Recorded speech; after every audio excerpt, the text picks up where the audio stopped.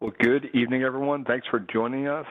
Tonight, we're going to take a look at some of the things in algebra that we think are super important for students to be able to understand and do well, especially when using the TI-84 plus family of calculators. My name is Mike Houston, and I'm a moderator for this event. I teach algebra and calculus near Pittsburgh, where I use TI technology to make those tough to teach, tough to learn concepts accessible to all my students. And with us tonight, we have Karen Camp and John Lemaster. And Karen was instructor of math education at Yale for 15 years and previously taught high school and middle school mathematics in Connecticut and Pennsylvania. She's been a T-Cube national instructor with TI since 1998, providing professional development at conferences, workshops, and webinars. Karen is passionate about using technology effectively to enhance student understanding of mathematics. So Karen, it's really great to have you with us tonight. So glad to be here, Mike. And John beat out Karen. He's been a member of the T-Cube family since 1993, so he's got a few years on her there. He presents annually at conferences, writes math activities, and provides feedback to Texas Instruments on software and products. John's a 2019 T-Cube Leadership Awardee. He teaches math at Purdue University, Fort Wayne, and his passion is to empower students with technology to mathematize their world. So, John, it's also exciting to have you with us tonight. It's great to be here. Thanks.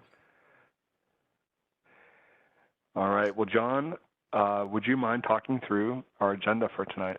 Awesome. Tonight, we're going to look at the beginning of our webinar with a rich problem scenario that will have an opportunity to explore algebraic expressions and use multiple perspectives to do that with the calculator enhanced by technology, and then build that bridge that comes from arithmetic to algebra.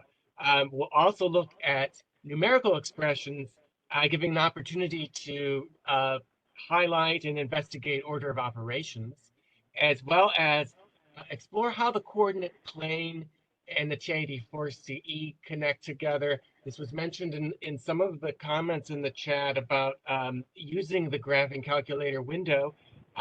We'll see also exploring how to solve linear equations using various ways with technology, and then highlight some calculator keys for success and pun intended.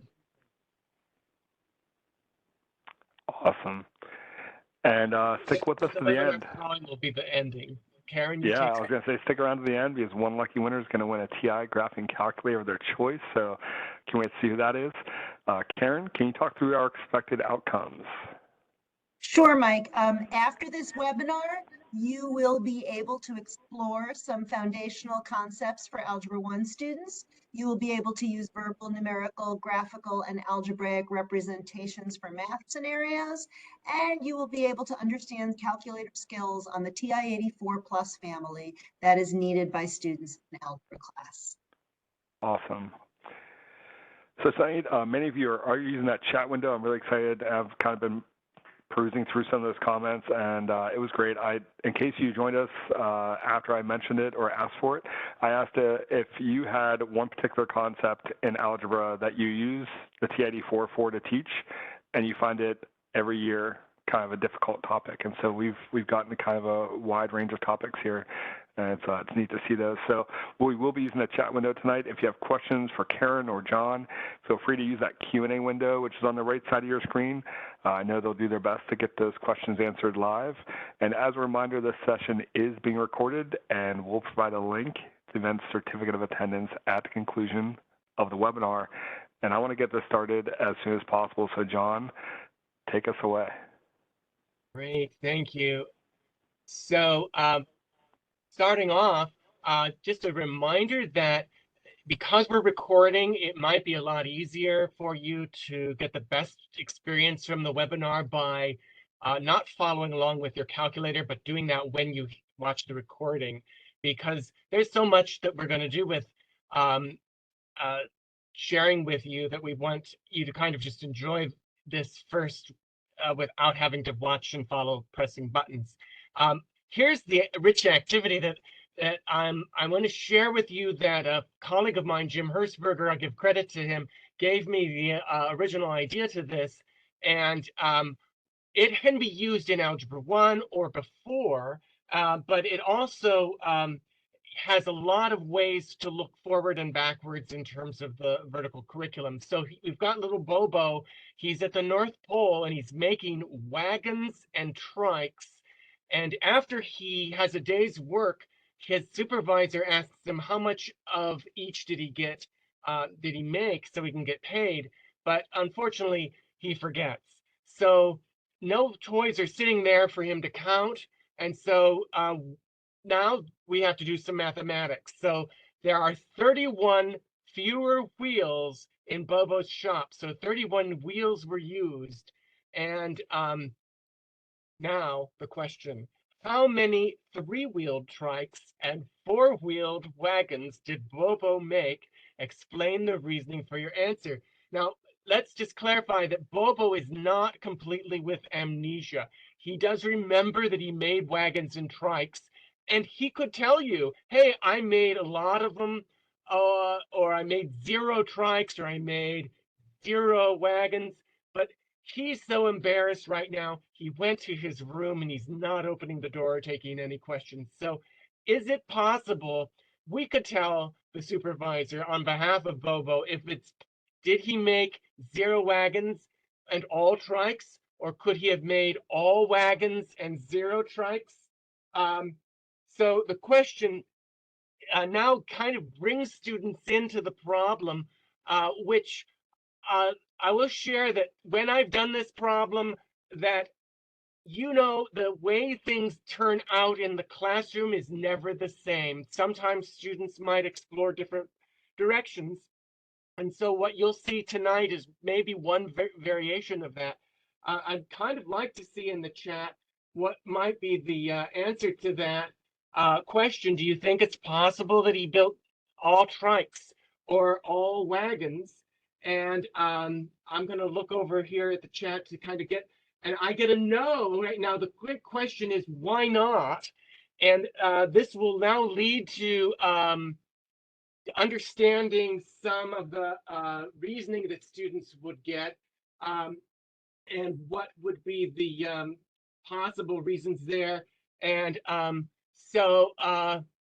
rules of divisibility, yes. So we're going to look now at this will lead students to either prime numbers or talking about multiples of 3 and multiples of 4. Excellent.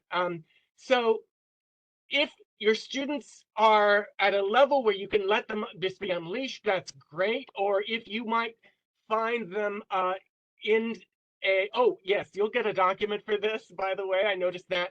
So don't worry about writing any of this down. It'll all come to you. Is it possible? Oh, no, I'll share that with you actually on screen later that you're going to see. I sometimes find that if I need to guide students a little with some more scaffolding, I might actually propose, hey, how about 5 wagons? Could that be possible? You just told me 0. How about 5? And one of the things that's neat about this is this can be done with vertical spaces where people get in groups on the board and work vertically, and they might start building a pattern where they have a set of equations here. So if 5 wagons were built, now we've got 5 times 4 giving the wheels that we're looking at, and 3 times 6. So 6 trikes, 5 trikes, 4 trikes, 3 trikes. So the question that I ask now is, what do you notice? And is there any chance, oh, well, looks like 31 isn't going to work. And literally, I'll tell you, I picked 5 because I knew it wouldn't work, but I wanted students to be able to get in there and kind of see the pattern there to explore if you see anything on there that you notice. And I'm just going to just scroll the chat here. It is kind of neat when you kind of look at so the choices out there, and we're gonna explore that. Okay, yeah, so there's a lowering of 3 wheels every row. And Charles, you had said, okay, there is a less, 3 less wheels, 1 trike. So we can see that students might notice what these numbers represent. So as you can see, I'm enjoying your chat so that you can kind of interact with me, that I would interact with students similarly in this way, so that it would be making sure they would kind of not disassociate from the problem and kind of keep them pumped in. And one time a student points out, oh, I looked at the 5 and the 6 and the 5 and the 5, and I added them, and they now decrease by 1. And this was a great observation, that they might see, yes, why this might happen is you're taking down, right, the tricycles by 1 and keeping the wagons the same. So these number of the 11 and the 10, these are actually the counting of the number of wheeled vehicles that were made. And this is the number of wheels on the wheeled vehicles. So this goes down by 3 and this goes down by 1. Now, what's cool, I love about this activity, is that we get a sense of algebra right here, which enables us to not just look at this as just guessing for the problem. And in fact, I have had a phrase heard when I would talk of a strategy called guess and check. And when you have a guess and check activity, and you just tell students, go give it a guess and look at a check, when there's no organized pattern, what sometimes it feels like is this storybook. It was one that I read when I was a little kid. It's cited here from Random House, copyright 1954. So there he is. Horton, he's looking, do you remember this? He's looking for the dust speck on that clover, and he's got a lot of clover. So this is guess and check without an organized pattern. And no wonder, he's not looking happy. And in fact, one of my colleagues said, oh, I suggested guess and check and all my students moaned. Well, I wanted to show this picture. I mean, this is possible that you can get, and we're going to get into the technology in a second, but what guess and check actually can turn into better, and I'm going to credit you, Karen, for this. This was wonderful. Karen and I were talking about this. This name doesn't give us a sense of good mathematical usefulness here. And try and revise is less about picking lottery numbers and more about investigating and looking at patterns and looking at what, an NCIS kind of thing. So it's a great rebrand. And now, if you have an organized pattern, what I think is cool is the idea here of the variable that can be, when I start off with variables first before a lot of patterns, sometimes what happens is it just turns into a magic. Now you're playing with letters. And what is awesome about a lot of numerical exploration first is that concept of the variable is shown really very well with this looking at the T is all of these possible choices, and then the blue stands for the W. So when you bring in the patterns, that takes you the bridge from the algebra, from the arithmetic to the algebra. And that bridge is hard to cross. And so what happens is it actually gets them a little structure to, so that it isn't so wobbly and they fall off and get eaten by a troll. So the algebraic patterns are kind of neat there to see now. If we use a W for wheels, and I use descriptive variables, W's and T's, we can use our calculator and explore what happens now a little more in building this table on the calculator. Now, what I want to again remind you and share is, I said it a little earlier, but I want to repeat, all of the steps I'm going to do on the calculator are going to be in a handout for you that you will not have to write this down or copy. And so what I'm going to first do is just put in 5 in for a W for wagons. And what I did was, I'll go back and share with you what I did there. I hit 5, and then I'm going to need that store button. And then I'll hit store, and then I'll use alpha W. And so I've got my 5, and I explored how many of the tricycles. So I used 6 at the beginning. And this is really a neat kind of way to build the pattern by now just typing 4 wheels for every wagon and 3 wheels for every trike. And we get the same thing that we had on our display earlier, 38 wheels. So the neat thing about the home screen is we can climb history by using the up arrow. And once I'm in history, I can bring that down and I can just press enter, and I've replayed it. I don't have to type it again. And you see this colon down here on my screen? I've got a colon, but it's green, so I'm going to press alpha colon. And that means now that the next entry is on the same line. Well, that next entry is this one. I don't need to, 5 still stays for the W. And now the only thing is, well, I can leave it. I'm going to now just get that same command. And then what I need to do is just climb up, hit enter and replay it, and then change my number of trikes. So I can start doing an exploration numerically on the calculator. And this is a cute little thing. Second left gets you to the front. So you can now see the pattern here. And I wanted to put the pattern on the calculator because now we can start talking about predicting and see what happens if I continued. So what's neat, ooh, cool, thanks, I love it. So what I can do next is get into the prediction of, okay, don't touch the calculator, don't do any arithmetic, just tell me, what do you think will be the next one?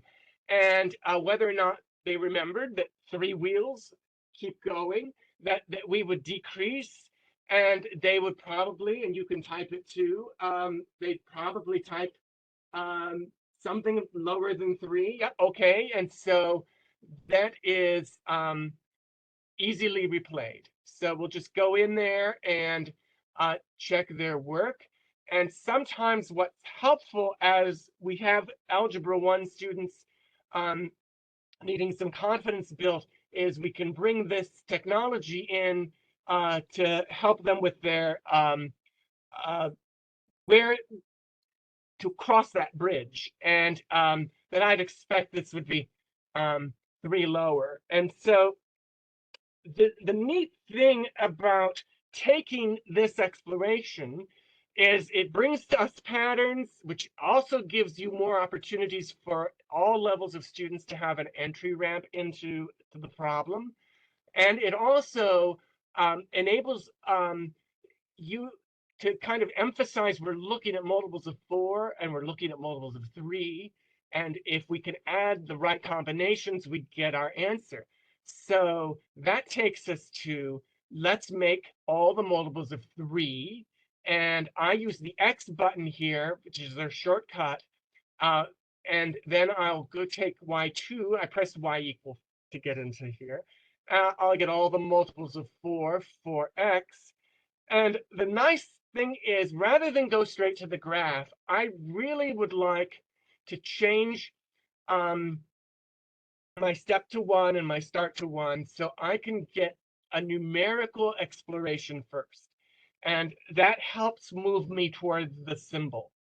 And here are all the possible wheels coming from trikes and all the wheels coming from the wagons. And that's what I would ask my students. What does the Y mean? What does the Y2 mean and the Y1 mean? If you're like my students, you know what they want to do is they'll just say, well, let's add them together, right? So Why not? Okay, so I love when students suggest things, and no matter what they suggest, we go down that path and we look and say, your thinking is absolutely right, but we don't see a 31.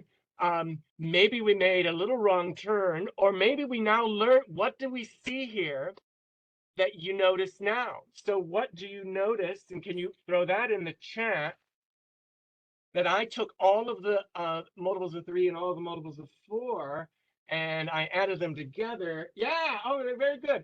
So, and now I might ask why, and students might not think of this as too much magic, but I'm going to go to the top here and recall, this is 3x plus 4x.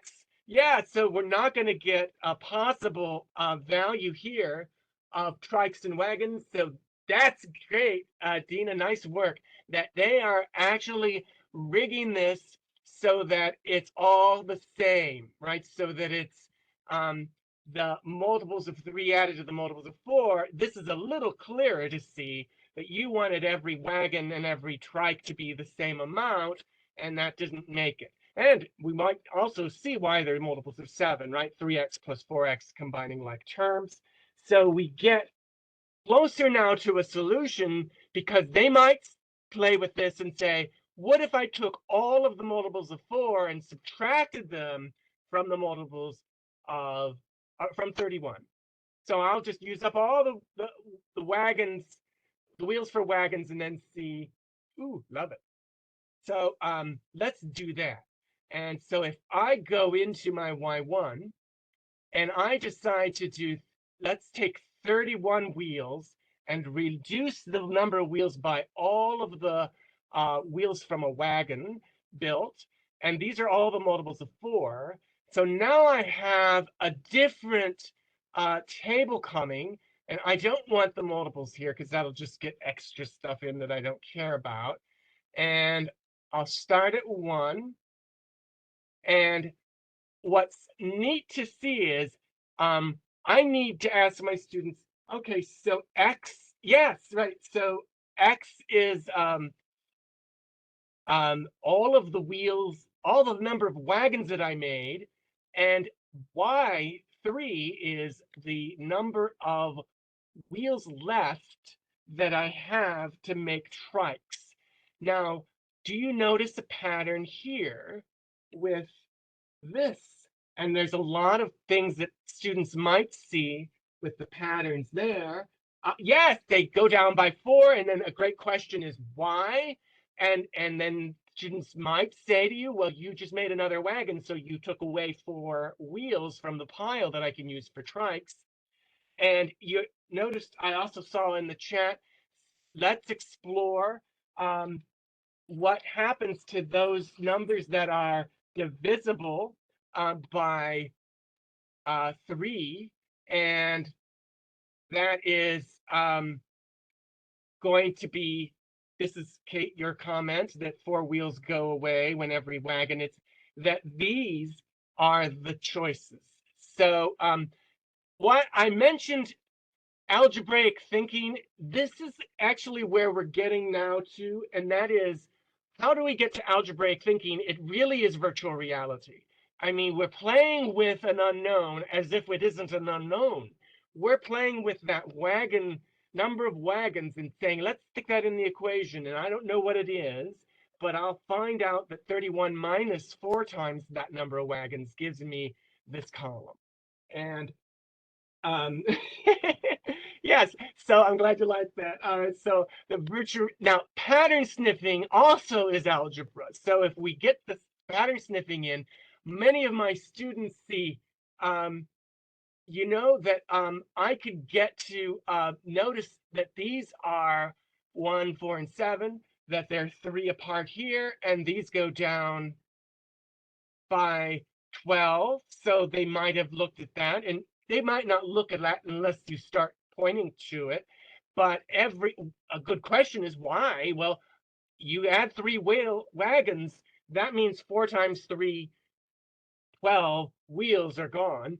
And so we would expect some proportional reasoning. So you really are building an idea of slope without saying it. And to me, that's really cool when they see later what that means.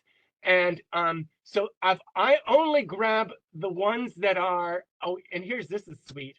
I can change the table start to 3. Sorry, the table step to 3. And now every one of these is, yeah, now down to just giving me the possible solutions. And not quite. I need to, this is the number of wheels from the trikes. What I'd love to do is divide that by 3, wouldn't I? So let's do that.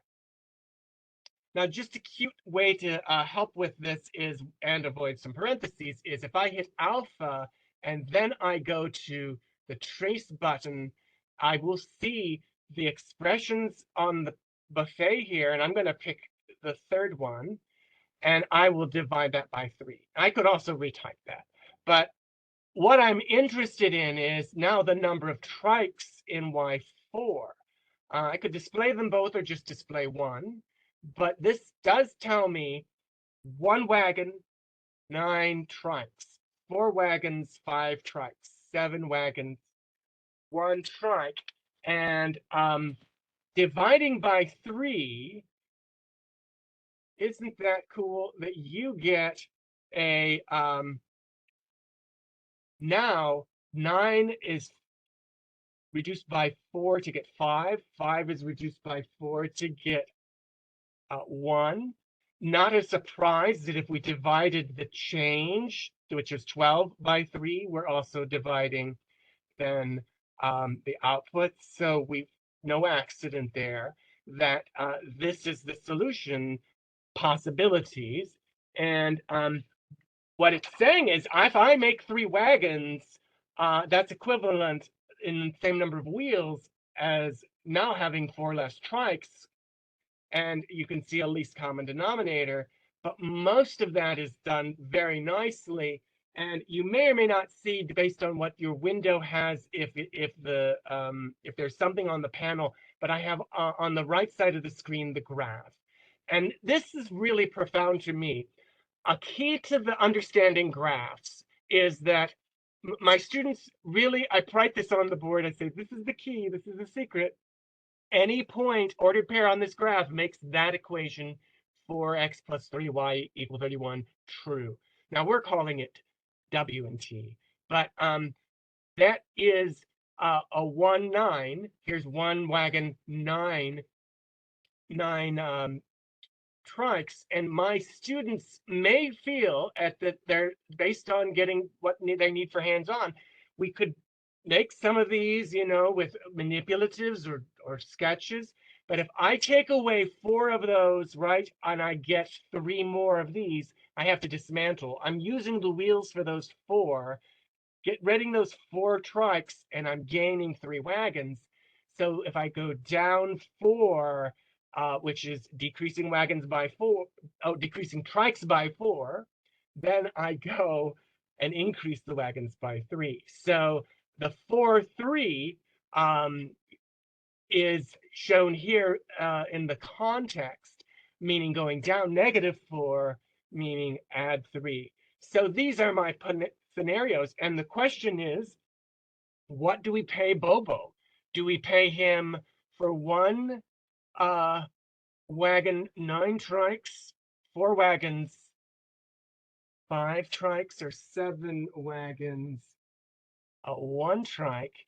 And the scenario is tricky. Oh, I'm sorry. I'm going to give you the handout. The handout is here. And this is a scenario. So I'll try to get you unconfused. So this is a scenario. We have these possibilities to make 31 wheels. And the question is, which is it? And my hunch is, if Bobo made 1 wagon and 9 trikes, he would have remembered I only made one wagon. If he made one trike and 7 wagons, he's gonna remember that too, right? He's gonna say, gee. So we really don't have any way other than the context to be able to say it's likely we should pay him for 4 wagons and 5 trikes, because all of these are possible giving 31 wheels. And what is wonderful is that now he's getting paid. And it kind of connects to this. Now, I will tell you in the handout, take this at the level that your students are going to go.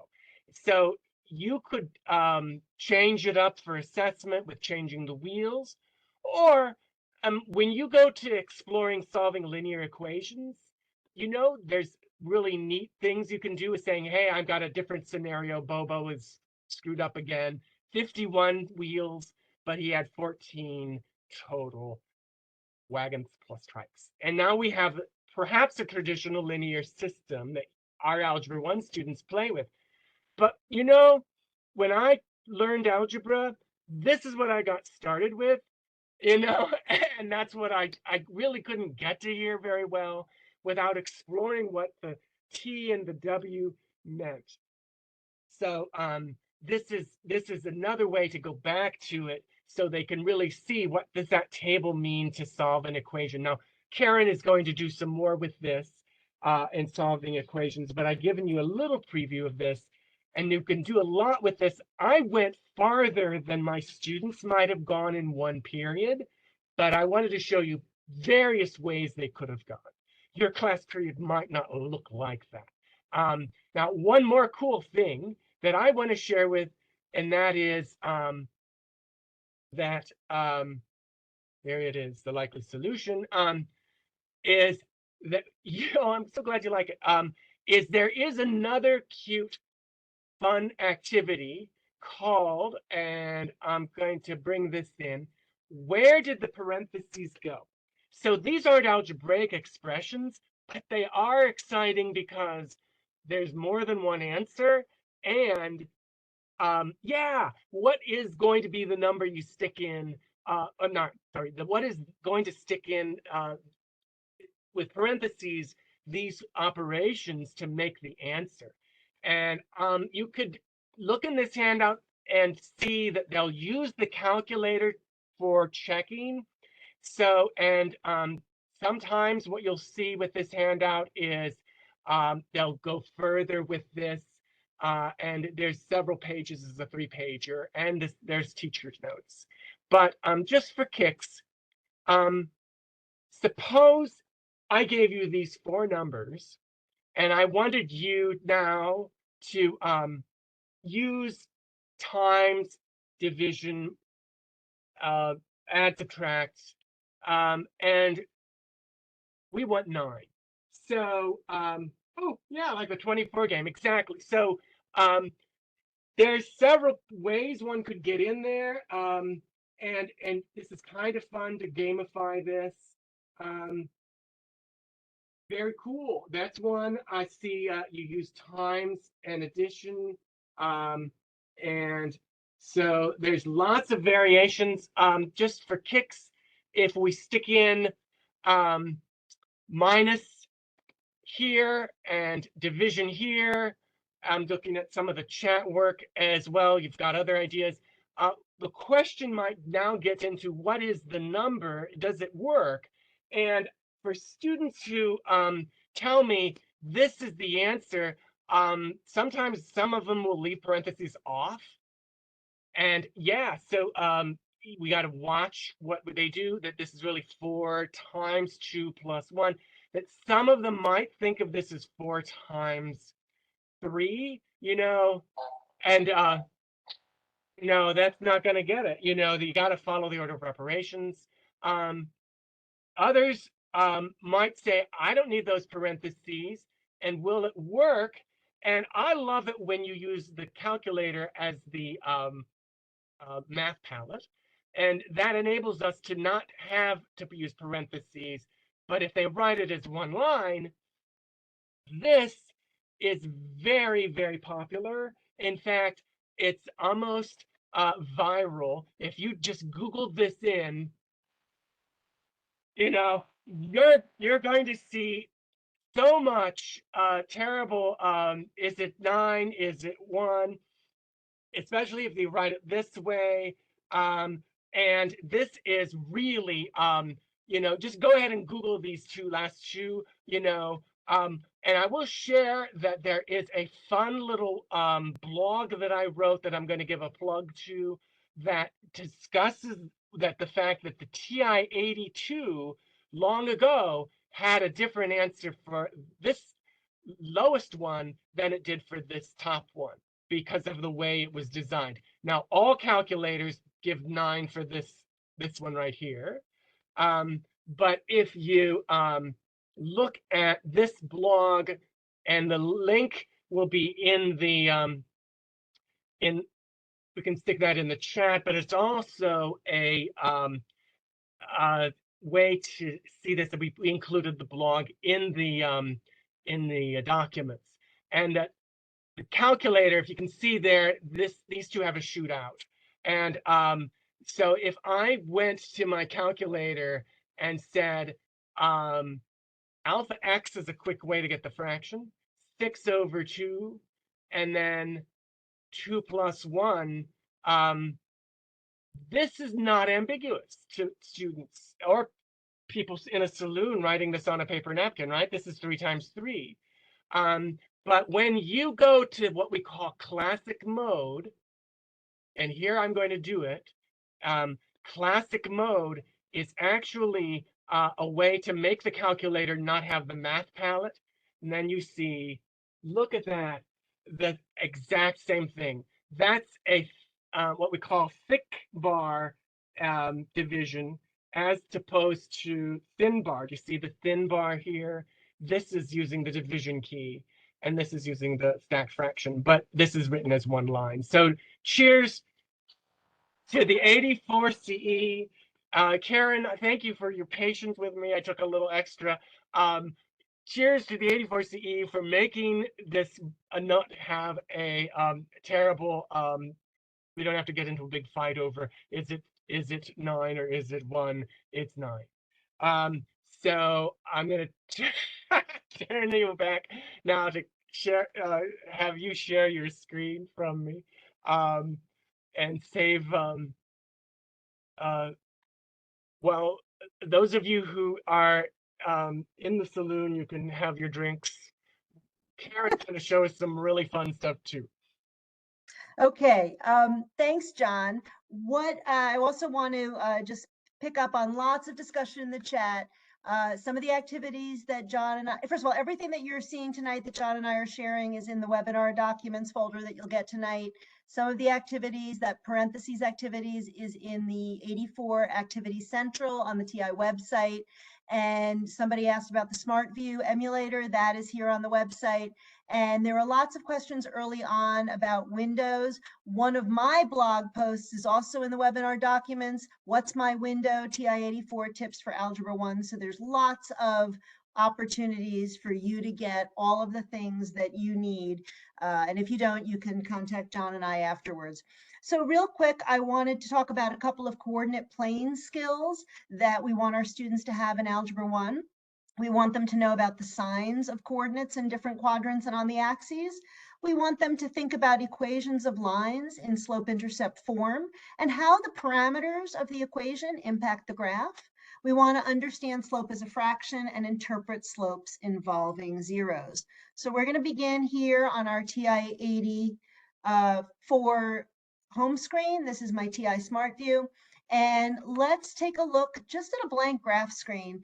And right now, this is on a standard window. And what you might notice, or your students might notice, is that the tick marks, the scale marks on the Y and the X axis are differently scaled. They are not the same distances on the X and Y axis. And so in the blog post, it talks about 2 different types of square windows. And my favorite is a zoom 4, the zoom decimal window. And the other thing that we can do is to take a look at what happens when we have grid lines. So I'm going to do second format.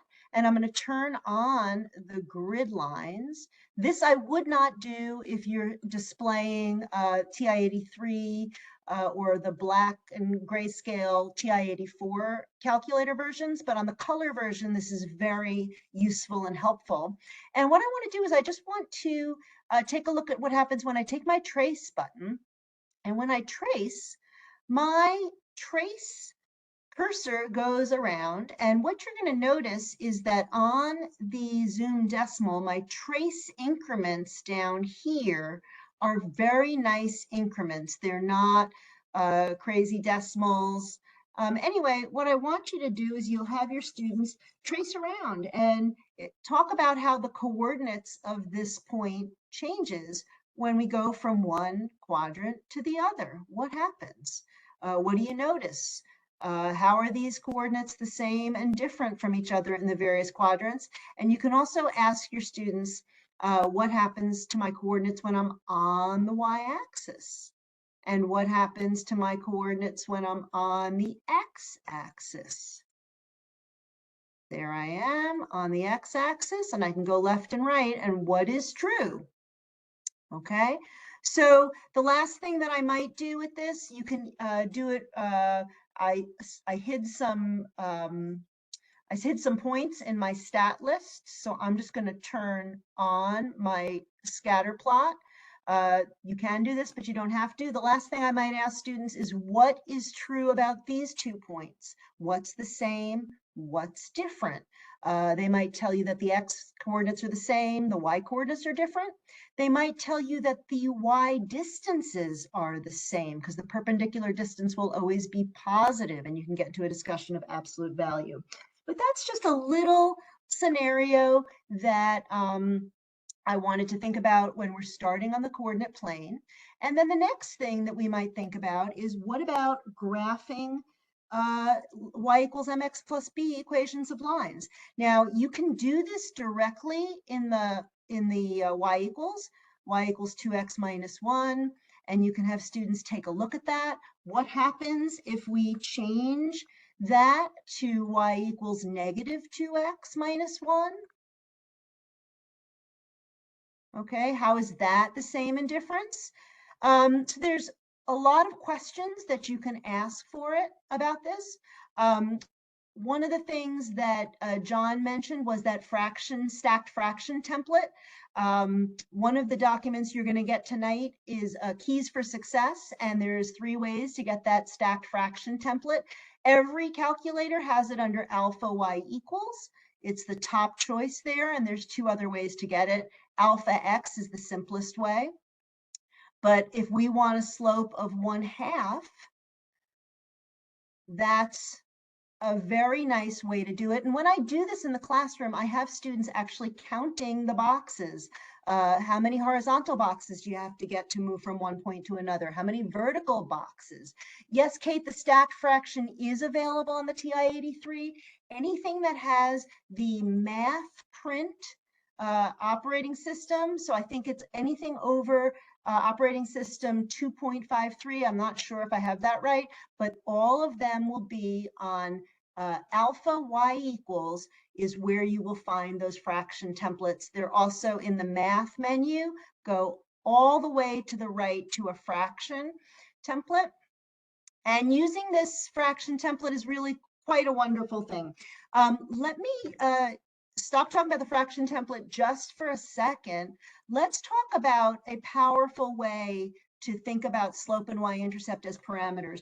I can, of course, I can continue to change these equations. I can do negative 1/2 x if I want to.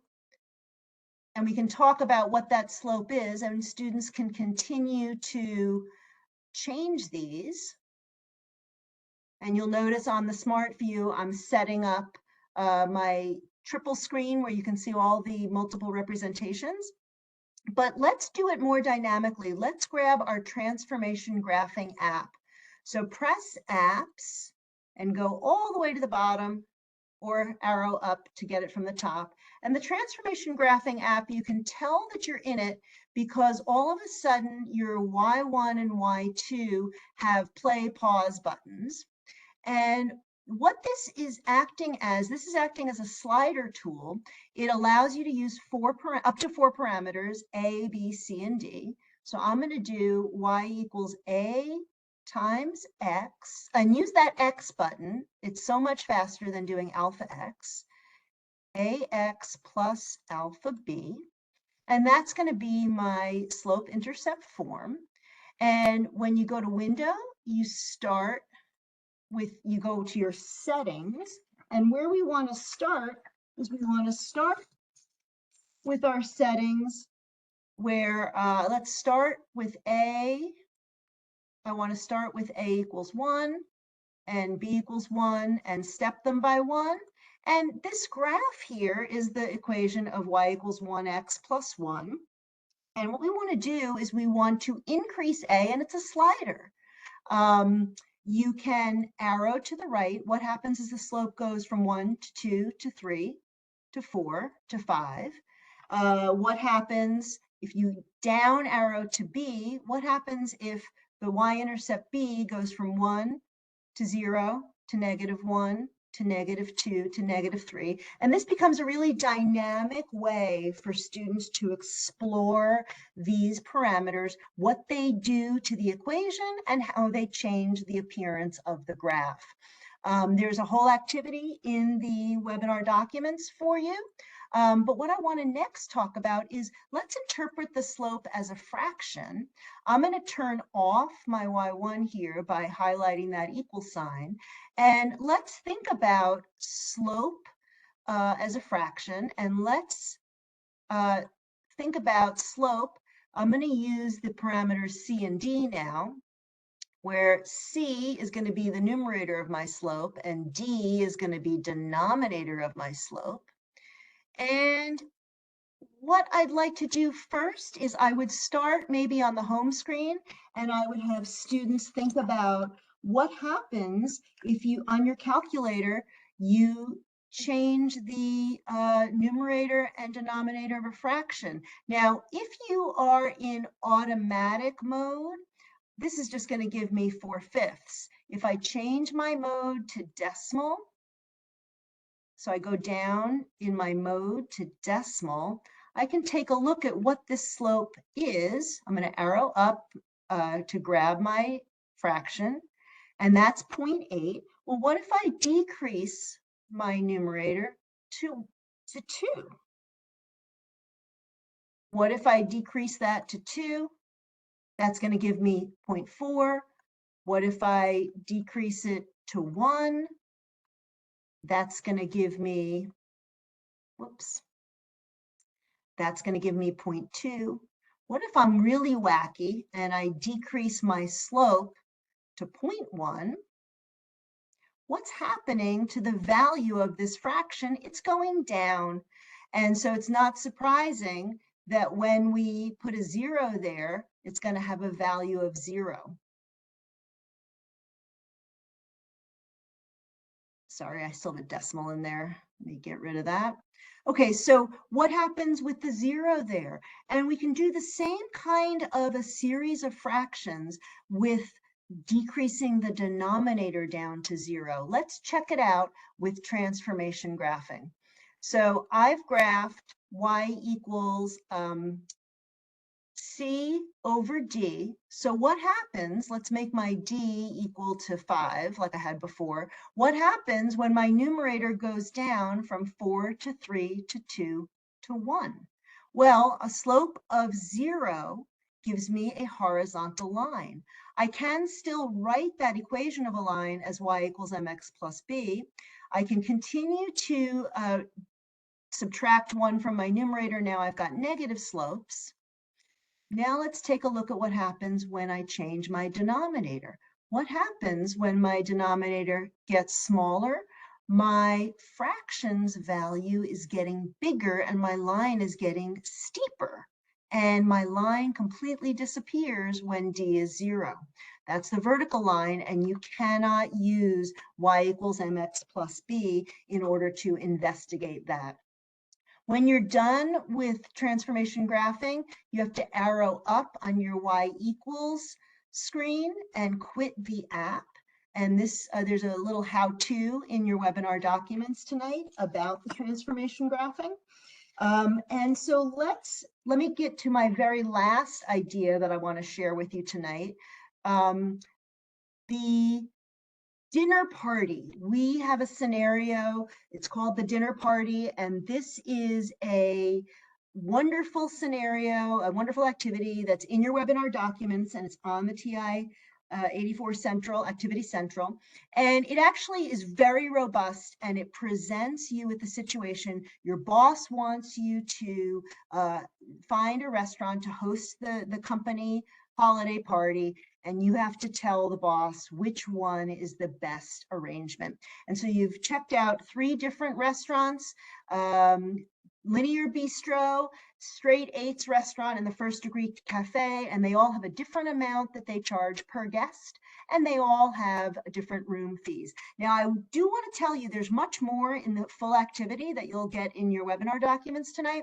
They go through different ways of presenting this information to help students build an equation or build a slope, find a y-intercept, or build a point slope form. But we don't have enough time to go through it all, but I think it is really robust, and it teaches you a lot of different calculator skills. But let's take a look at this Linear Bistro. If we have $22 per guest with our room fee of $150, we are going to put in, let me clear all this out. We are going to say that our cost is going to be $22 times X, which is the number of guests, plus 150. And if I go and try and graph that on my Zoom decimal screen, I'm not going to see anything because it's outside of the Windows domain. So I have students consider what window would be good. I'm going to need a bigger window. Let's start with 0, a number of people between 0 and let's say 60 or 75, let's say. And my minimum cost would be 0, and I don't know how much 75 is. I'll try $1,000. I'm probably wrong. By the way, these X scales and Y scales, look what happens if I leave them at 1. Actually, hold on. I'm going to turn off my grid because the grid is going to be a whole different problem. But those scale marks, this is going to give me 75 scale marks on the x-axis, and it's going to try to give me 1,000 scale marks on the y-axis. So check that out. If you see your students doing that, let's get a better scale mark. Let's make my x scale every 5 people, and let's make my y scale every $100. Okay, so there is my linear bistro, and we've got our Straight Eights Cafe, or Straight Eights restaurant, excuse me, was 32x plus 100. And clearly I'm off my screen. I'm going to have to increase my Y max.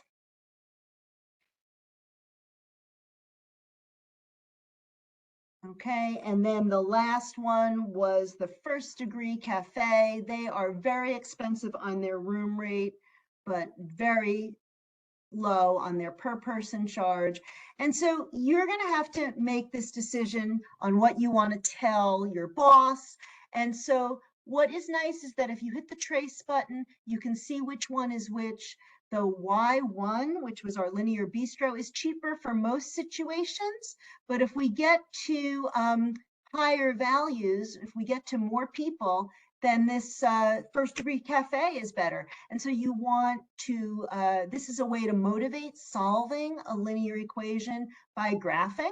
And when you're going to use the second calc intersect, number 5, keep in mind that you have to tell it which lines you want to find the intersection of. So it's asking me first curve, and I'm on Y1, so I say, yes, I do want that, enter. But I don't want the red one, I want the black one. So instead of just hitting enter, enter, enter without thinking, I'm going to arrow to my black one, enter, and there's my second curve. I don't have to guess. I can, if there's a situation where you have 2 points of intersection, you can move closer to the one you want. But anyway, there is the point of intersection. So the first degree cafe is better for situations when the number of people is more than 50, and you can find that point of intersection. There are lots of ways to solve these systems. You can also have students evaluate these graphs on the home screen. So somebody commented in the comments how John showed them the y variables. Alpha trace gets us our y variables. So if I want to find y1 of 50 people, that tells me how many people that is. And if I want to do y3 of 50 people, some of your Algebra 1 students aren't going to get this function notation, but this is another way you can explore these expressions on the home screen. You can look at them in the table and see where you are. And you can see here which one is better. The middle restaurant, Straight Eights restaurant, was cheaper for these values of people less than 5. It's not much of a party. The other things I want to show you on the home screen is that you can set an equation on the home screen and ask the calculator, is it correct? So let's do 22x plus 150 and see if that is equal to math. Second math is the test menu. See if that is equal to 32x plus 100. Those two restaurants were equal when there were 5 people. Now, it tells us 0. The 0 is the Boolean operator that's telling us this is a false statement. Let's put 5 store into x. And now let's arrow up, enter on that previous expression. And now look what happens. We don't get a 0, we get a 1, which says it's now a true statement. So there's lots of ways. I'm not going to teach kids how to solve equations on the calculator. I'm going to teach kids how to solve algebraic equations using inverse operations, which I think is a robust and wonderful framework to teach kids how to solve equations in Algebra 1. And it takes them all the way through to calculus. But so however you teach them on paper and pencil to solve equations, this test menu, the table, the graph can confirm whether they're correct. And let me show you one last way to confirm. In the math menu, all the way at the bottom is the numeric solver. And so in this numeric solver, we can ask it, we can type in the equations, or we can say y1, again, using the alpha trace, and y3, when were they equal? And this OK that you see here is right above my graph button. So I hit graph, and it's asking me, do I want it to solve when is y1 equal to y3? And I say solve by pressing the graph button, and they tell me that that answer is 50. Going back to the solver, if I go back to the solver, I can set it differently to get the other one. Anyway, I want to wrap it up tonight because we are almost out of time. Mike, why don't you take it away? All right. Thank you so much. I know that a couple people have been asking about when are we going to get this drawing done, and it's happening right now. So our winner, drumroll, is Austin Miller. So Austin, congratulations.